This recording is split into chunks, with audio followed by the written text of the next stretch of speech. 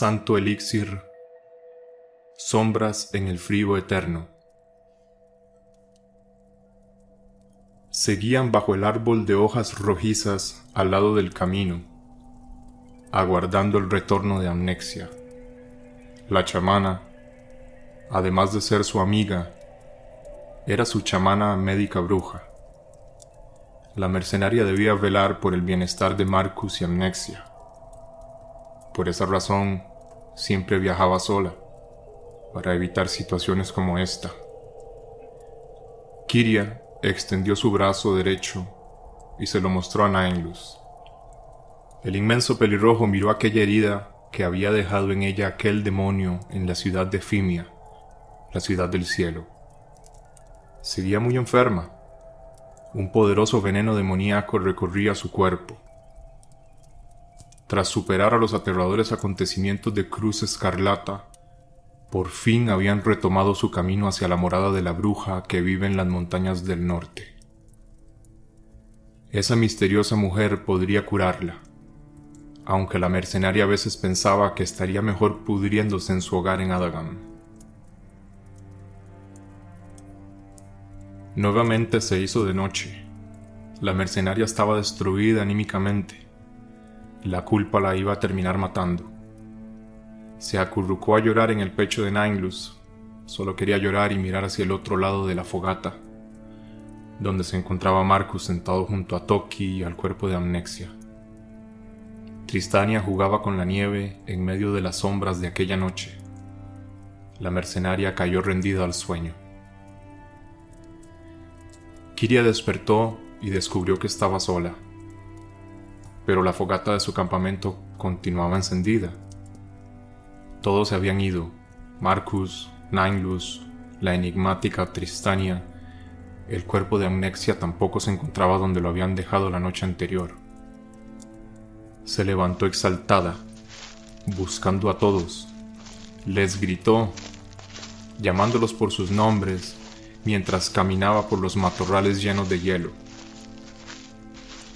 Por entre los árboles cercanos a un arroyo, por fin dio con sus compañeros, distinguiendo inequívoca la gran figura de Naenlus.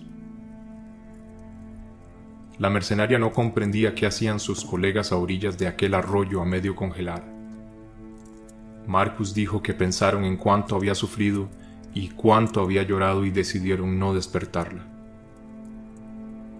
La mercenaria comenzó a ponerse inquieta, pero no había razón de por qué alarmarse. Amnexia se estaba muriendo de sed y sus ropajes estaban hechos un desastre. Los ojos de Kiria se abrieron como platos cuando descubrió a su colega desnuda al lado de la corriente de agua. Se encontraba limpiando todo su equipo. Su carne no se pudrió. Logró regresar. Había burlado al misterioso dios de la muerte. Kiria apartó a Naenlus y corrió hacia Amnexia y la abrazó llena de júbilo. La joven no dejaba de reprocharse cuán sucio estaba su jubón, pero a la mercenaria no le importó.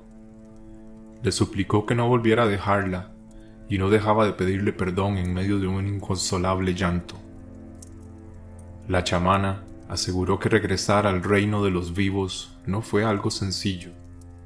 La pócima que les habría entregado Lycamoth había regenerado su carne y su sangre, pero la mayor parte de ese tiempo se encontró realmente muerta.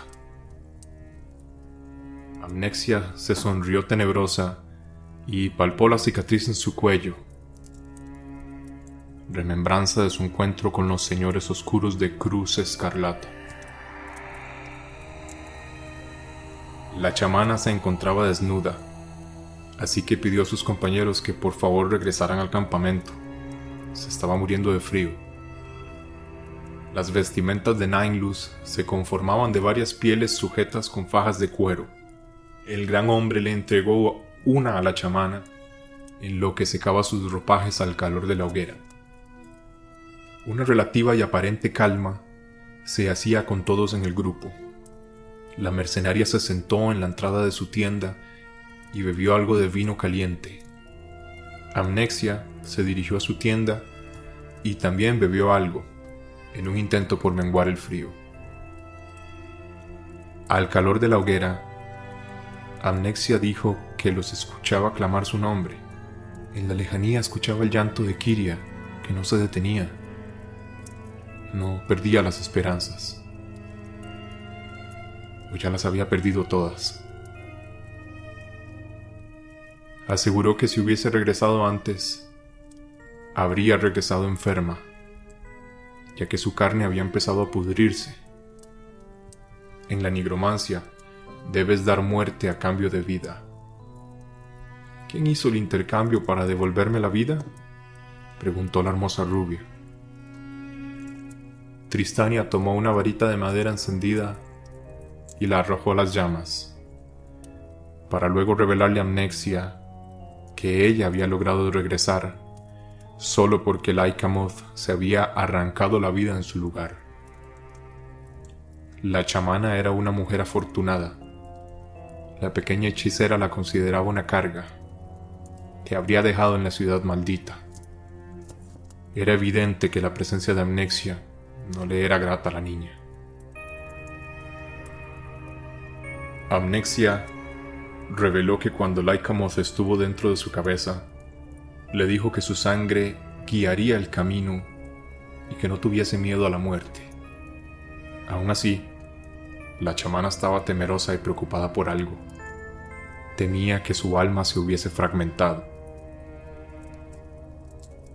La chamana miró a la enigmática Tristania, al poderoso Nainlus, y se alegró cuando supo que ellos seguían viajando junto a ellos.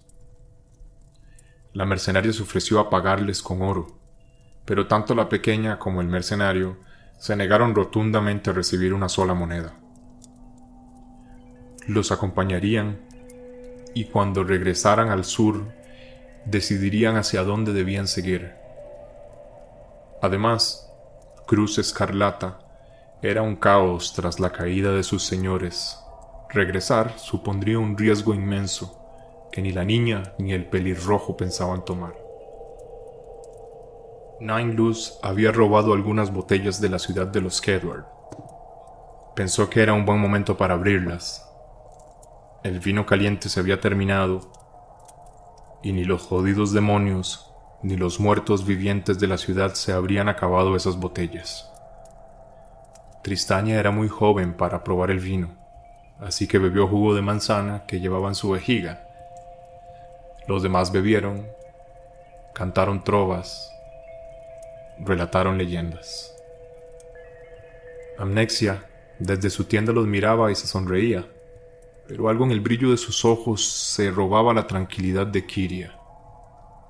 Sin embargo, la noche transcurrió, fría, ventosa y con algo de nieve cayendo desde los cielos. Aún así, los héroes la pasaron muy bien.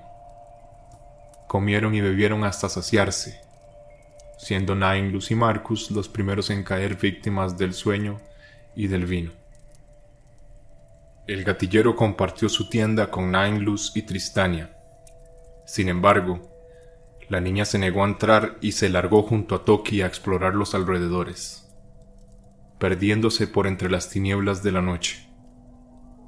Aquella situación con la niña poco le importó a Kiria. Había sido esa pequeña quien había enfrentado a Aimoth. Sus poderes eran superiores a los de cualquiera de los allí presentes. Al final de la velada, la mercenaria se encontró en soledad junto a Amnexia e ingresó a su tienda. Las valientes mujeres bebieron unas copas más y cuando Kiria decidió que había sido suficiente, intentó salir de la tienda de la chamana. Pero la hermosa rubia la retuvo abrazándola por detrás y la miró con los ojos brillantes debido al vino. Le confesó a Kiria que sintió mucho miedo cuando sintió que la vida se le iba de su carne. Amnexia confesó a la mercenaria que le aterraba no poder volver a verla. La mercenaria acarició el cabello de Amnexia y la besó en la frente. La hermosa rubia la miró a los ojos y la besó en los labios, acelerando los latidos de Kiria. Amnexia, aturdida y empoderada por el vino, comenzó a desvestir a Kiria.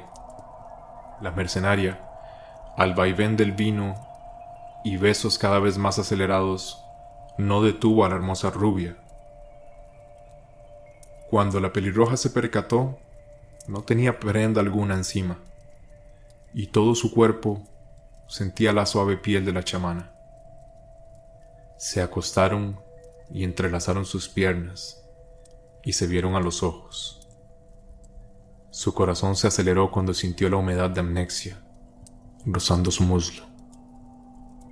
No podía creer que hacía 2 días yacía muerta entre sus brazos, y esa noche la tenía, respirando agitada de placer, y la mercenaria comenzó a sentirse culpable.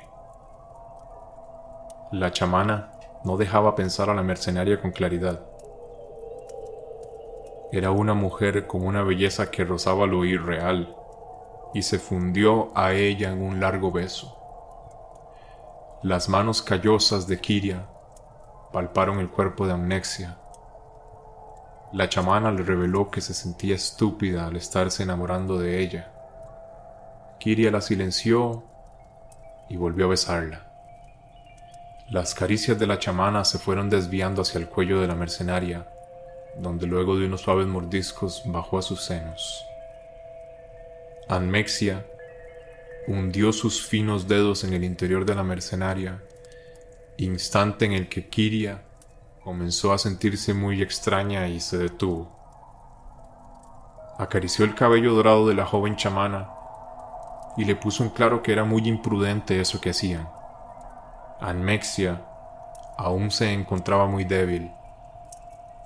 Las poderosas guerreras se miraron a los ojos y volvieron a fundirse en un dulce beso, situación que tomó un rumbo imprevisto. La luz en el rostro de la chamana comenzó a apagarse y desfalleció en los brazos de la mercenaria. Sudaba frío y estaba muy pálida. Aterrada, la mercenaria intentó hacerla volver, hasta que Amnexia la alejó violentamente y corrió hacia el exterior, donde explotó en vómito. No se detenía y empezó a aterrarse. Creyó que la perdería una vez más, y esa vez sería para siempre. En ese instante, Tristania se acercó y las reprendió, porque no debieron haberse entregado a sus deseos carnales. La niña, tan rápido como apareció, se había esfumado.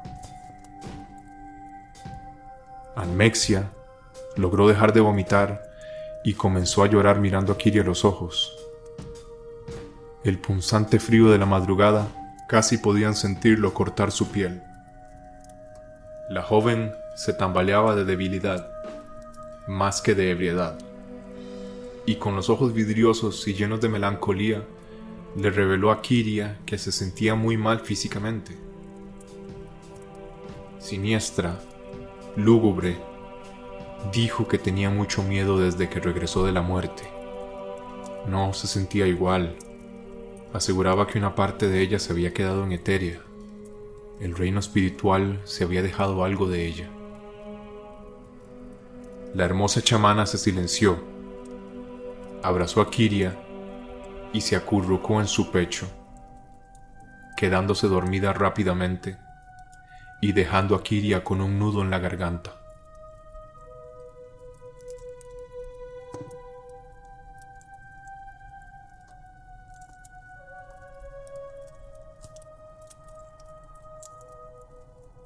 Amaneció de nuevo, tras aquel extraño y fugaz encuentro amoroso entre las dos guerreras.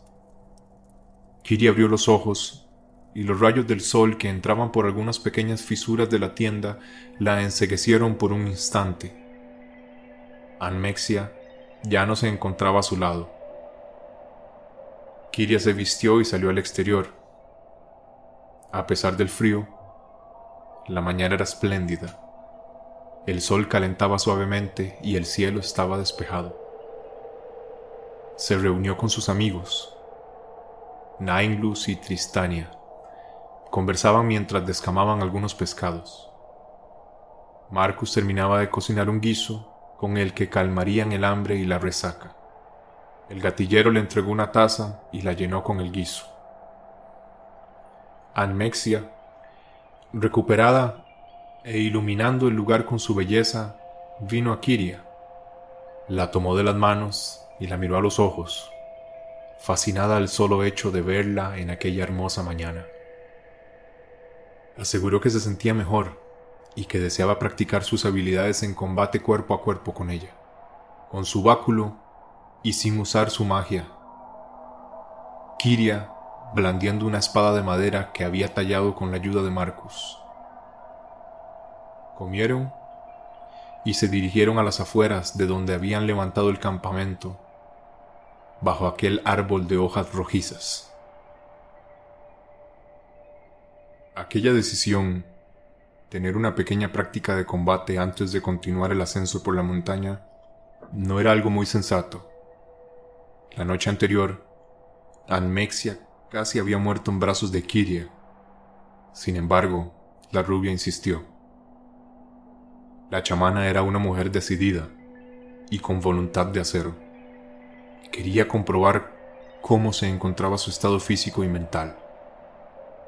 La espada de madera estaba un poco maltrecha, pero increíblemente bien tallada y tenía un buen equilibrio, a pesar de haber sido hecha en un apuro. La mercenaria aceptó batirse en duelo con Almexia, pero le advirtió. Dijo que la primera en acertar 3 golpes sería la ganadora. La chamana tomó su báculo y se colocó en posición de combate. Kiria la miró embobada, obligándola a sacudir la cabeza. Tristania alardeó las aptitudes de la chamana, diciéndole que lo que tenía de estúpida lo tenía de valiente y decidida, provocando una sonrisa cínica en Almexia. Almexia desenfundó su báculo y firme lo sostuvo entre sus manos. Respiró profundo y sin más, iniciaron. Su habilidad de combate con el báculo era equivalente o similar al de cualquier usuario de lanzas. Se movía con muchísima destreza, sorprendiendo a Kiria. Hasta ese momento solo la había visto luchar con su poderosa magia chamánica. Hacía girar su báculo sobre sí misma y parecía danzar con él, complicándole las cosas a la pelirroja, al grado que acertó el primer golpe, azotando con poder su pierna derecha. La danza de combate continuó. 1, 2 golpes. La mercenaria ya había alcanzado y pasado a Almexia, pero aún no ganaba el encuentro. Caminaron en círculos y arremetieron la una contra la otra, hasta que la sangre cayó sobre el suelo. Con la empuñadura de la espada de madera rompió el labio inferior de la joven Almexia. Kiria había vencido. La hermosa rubia se sonrió y besó la mejilla de la mercenaria, manchándola con su sangre. Luego de aquella práctica, todos supieron que su compañera se encontraba lista para continuar el viaje. Se sentaron en torno a la hoguera, bebieron una copa de vino, empacaron sus cosas e iniciaron el ascenso. Eran guerreros formidables. En su conjunto formaban un grupo demoledor, pero no eran invencibles. Mas sin embargo, ahora contaban con Nainlus, su sabiduría, su lanza mágica, y con Tristania, siendo la niña capaz de manipular demoledores poderes de magia demoníaca.